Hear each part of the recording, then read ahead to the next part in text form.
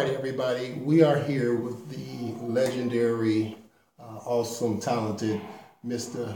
D. Lawrence. Donald Lawrence, how are you doing, sir? I'm good, my friend. How are you? Good. Thank you, man. Thank you so much for your just allowing us just a few minutes to speak with you, and just get to know a little bit more about you and what you're all about, and the God in your life is all about. Right. Thank you. Thank you so much for your time. Appreciate it. Real quick, I know you don't remember, but I believe back in the early 2000, I met you. Really? With a good friend of mine / mentor, Skip Barrett. Oh yeah. Yes. We're good friends. Back when I was going to Pastor Hannah's church. Okay. Skip kind of took me under his wing and everything, and that's when we got introduced. I know you meet a ton of people, so I know you don't remember that, but you made an impression on me, and just some of the things, just from being around you on that particular day, just really inspired me. Oh, thank you. So, yeah, definitely, man, I appreciate it. All right, wow. Thank you very much. I appreciate that. You never know who's watching you. Absolutely, you know? yeah. You never know who's... You never know. Yeah, you never know. So, just real quick, just want to get into a few questions. You are in Chicago now, permanently, right? Well, you kind of like I would say part-time. I do live here, but, I'm gone a lot, and then, I still go frequent North Carolina a lot, but definitely this is kind of the main residence, I would put it like that. I'm in and out. And you're at Bill Winston's church. Yes, I've been a member at Pastor Winston's church for maybe now, probably like maybe 9 years or so, 9 years, maybe. Now, out of all the pastors, because I know Chicago has some awesome, great pastors here, mega ministries or whatever, but what led you particularly to Pastor Winston and his ministry? What captivated you and just said, this is for me, this is the place I need to be? It was his thought process, his teaching, his revelation, his philosophy. It really kind of identified with a lot of things I think I thought, but to hear him place it, it opened the door for me to even understand what I thought I knew even better. So that was that. I was there for a while, and he didn't even know. No one knew I was there. I was kind of there for like a couple years in the back, just listening and digesting his thoughts, and he's a really, really amazing man to me. So it's been a big inspiration and probably a huge, one of the most influential people in my life. I would say he's definitely in the top 3 of people who've influenced me. Absolutely, just in that short amount of time. It's one of the things that he said to you that's just really stuck with you. It is not so much the things that he said to me directly, it's what he's said when he's teaching, because we're like a unique kind of close. We're very close, but we don't talk a lot. It's just we talk when we need to, or I just listen to him when he teaches, and that if I were to go into that, it would be a ton of stuff he said that's really changed me. So he said so many things, but the one thing that I will say that just his overall philosophy of life is just understanding how great God made us all, and how to access that power that he put in us and use it for changing the earth. And that's kind of what I believe. Now I have a question. You, my friend, I would say are in the loop when it comes to your fashion sense. Oh, okay. I always told myself, if I ever meet this brother, I just have to ask. Do you style yourself, or do you have a personal stylist? I actually style myself. Brother, You do? Be sharp. Bless your heart. I couldn't do it for people. I just have an eye for me, But I do like fashion. That's a beautiful thing. I do definitely read up on it and study it a lot from abroad, but I couldn't be a stylist. I knew that was going to be one of his areas that he would actually. We got some because I love fashion, and every time I see you, whether it's on TV or some type of event, you're very well put together. Thank you, I appreciate that. Your brother got a stylist, or you just got it. I just don't have it. You just got it. I do think that style is one of those things. Either you it can't really be taught. You have it or you don't. Even I know people who may not have the funding to do the way they want to, but just with their bare funding, because they got the eye for it, they still make it look like it's just So, I do agree with that. Okay, all right. You plan on wearing this again? I hope so. If not, I hope so. Thank you. Thank you. I like how you fit that. Thank you. I appreciate No problem. You're good. Thank you. That's all right. That's all right. Go ahead. No, I have another question. Did a little research on you, and you were vocal coach for In Vogue at one point in your life. Mm-hmm. Very young, but that's awesome. A lot of people didn't know that. A lot of people didn't know that. Wow. Yeah, it was a long time ago. Very young. How did that come about? Well, it actually came about when I was even younger. I was I kind of myself and Stephanie Mills, the R&B singer, pop singer Stephanie Mills, from Broadway singer. Mm-hmm. We crossed paths via a friend of mine, and I ended up being her musical director very, very young. I think I'm maybe like 24, and I ended up being her musical director. And by the time I always tell her the first year I didn't know what I was doing. It was really, really crazy to trust me because I did not know what I was doing. But I had a lot of training, and I just put it all to work to make sure her show would be really good. And by the time the second year came around, I had it down, and we did a Christmas concert in the Bay, and then Vogue came to the concert, and they were just enamored with the background vocals. They went to Stephanie and just said, "Who did the background vocals?" Just like my music director Donald. So she introduced them to me, and they just said, "We're getting ready to go on tour soon. Would you coach us?" And I said, "Sure." And I was in and out of LA a lot. Then I was going between LA and Chicago because Stephanie lived in LA and New York. LA and North Carolina. Stephanie lived in LA at that particular time, and in Vogue lived between, I think, the Bay Area and Los Angeles. Yeah. So prior to them getting ready to do They're Never Going to Get It tour, they called me. We spent some time together. I prepped them for that tour.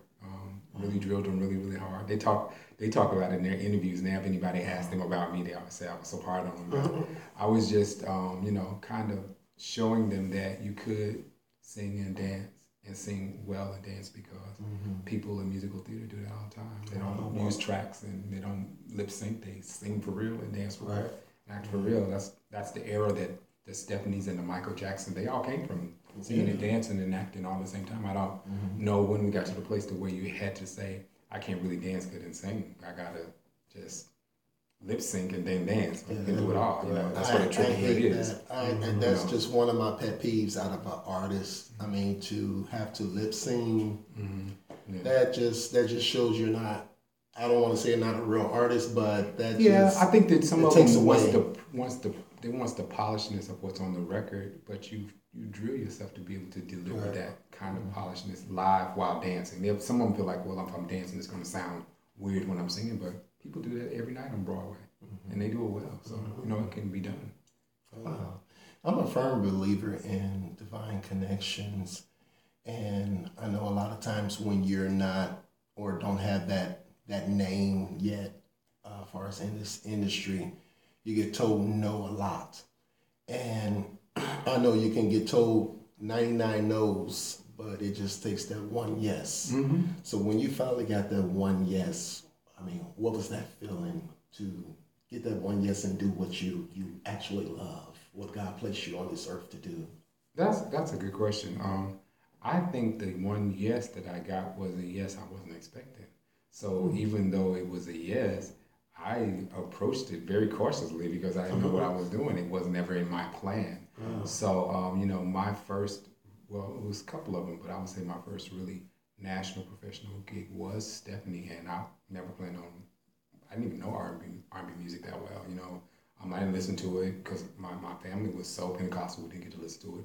Then after I went to college, I knew her Broadway stuff because I was studying musical theater, so I was prepped for that, but I didn't know it, so that yes came just out of the blue, and it wasn't even anything I was looking for. And I could have said no. I could have let religious reasons make me say no, but I said yes, and it was one of the best things I could have ever done. Only it taught me that when I don't know if people really believe when they say God's ways and His paths for us are so beyond our thinking. Understandings, yeah. So if to look at it directly, it would have said I was getting ready to go in another arena, which I don't have a problem with that. But what it did was it taught me to produce, because I wasn't a producer then. I wasn't even trying to be.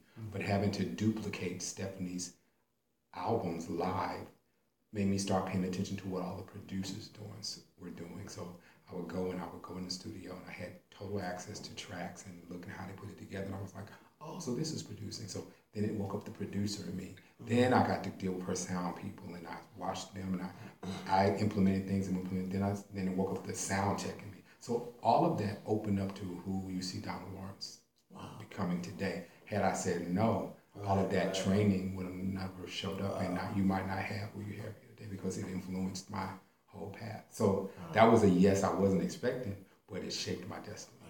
Yeah. So that's why I tell people, don't judge people's past. Right. Don't judge the beginning of their path based on where you think the ending is, because you don't know. You never know where anybody's going to go. So I'm always really, really, pretty hard on people when they judge people, because you never know where the person that you're judging could end up being that one person that's counseling you or pastoring you. Right. You never know. That's true. That's so true. Well, I have one last question, and then we're gonna let you go. Okay. I was looking at an interview from your good friend Ty Tribbett, and he said you're one of the wisest brothers in the industry. Oh wow. Okay. Oh yeah, we speak a lot. I kind of like everybody's quiet, I guess, counselor or legal or whatever. I don't know.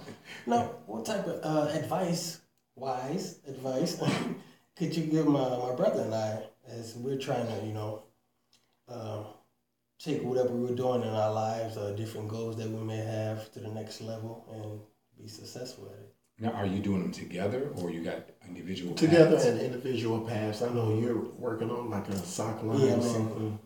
Fashion is one of my passions. I'm working on a sock line and other endeavors that he's working on as well. Music, songs or whatever as well. So yeah. Well, I think intention is everything. So I think the one thing that I would tell you to do is the thing that you're going to do together. Make sure your two intentions are the exact same, because that intention is like energy, and when we focus spiritual energy into a thing, it pushes it forward. That's really kind of how God created the world.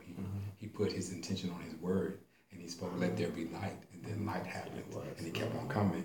So you have to be intentional about whatever you do. So when it's all over the place, sometimes it doesn't come into focus because you haven't put like the intentional way. So I would tell you, decide what you're going to do together, put that intention there, and make sure that mind is one. Then speak it, and just speak it. Even I don't have to be here.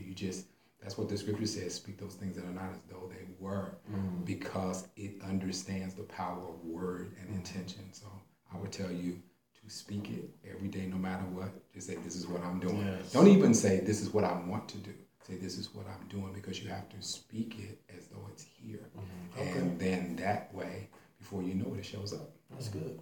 We want to end on a lighter note. I know that you have this little thing that you do, like what comes to mind. Okay. I throw a word or a phrase at you, and you just tell me the first thing that comes to mind. Oh, okay. Okay. Fashion. You. I'm done. Cut the tape.